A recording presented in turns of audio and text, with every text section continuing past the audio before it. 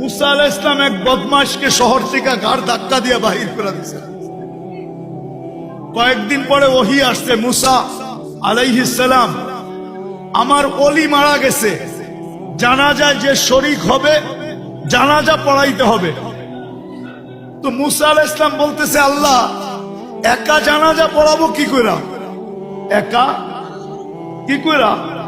আল্লাহ জোশে চলে আসছে যে মুসা, আমার বন্ধুর জানাজায় যে শরীক হবে আমি তার গুনাহ মাফ করব, আমি তার গুনাহ। এই সুযোগকে হাতছাড়া করে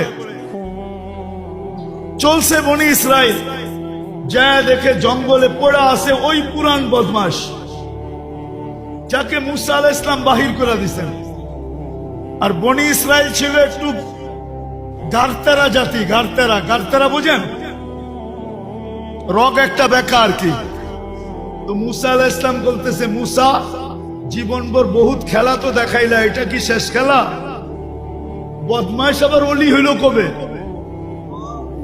হ্যাঁ, মুসা আলাইহিস সালাম কাকে জিজ্ঞাসা করবে? উনি ওহির অপেক্ষায় আছে।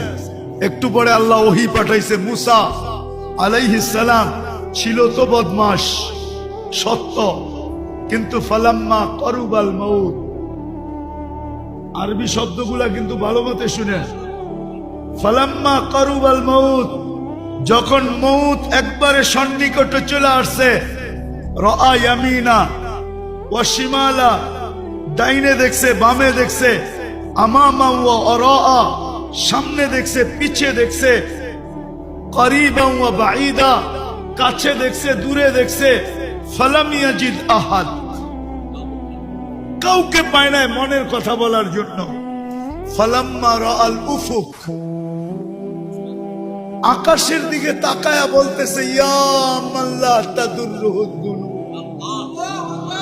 আল্লাহ গুনাহে যার ক্ষতি সাধিত হয় না, ওয়ালা তানকুসুহুল মাগফিরা, মাফ করলে যার ভান্ডারে কমে না, ফারা আমুতু ফরিদান ওয়াহিদা, দেখ আমি একা জঙ্গলে পড়া পড়তেছি, ওয়া আনতা কুলতা আনতাল গফুরুর রহিম, আর আপনি বলতেছেন আপনি গফুরুর রহিম, যদি মাফ না করলেন তো আমার লাভ হইল তো হইলটা কি?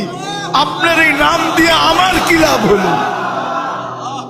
আল্লাহ বলতেছে, মুসা ইসআল বনি ইসরাইল মাযা উজিব,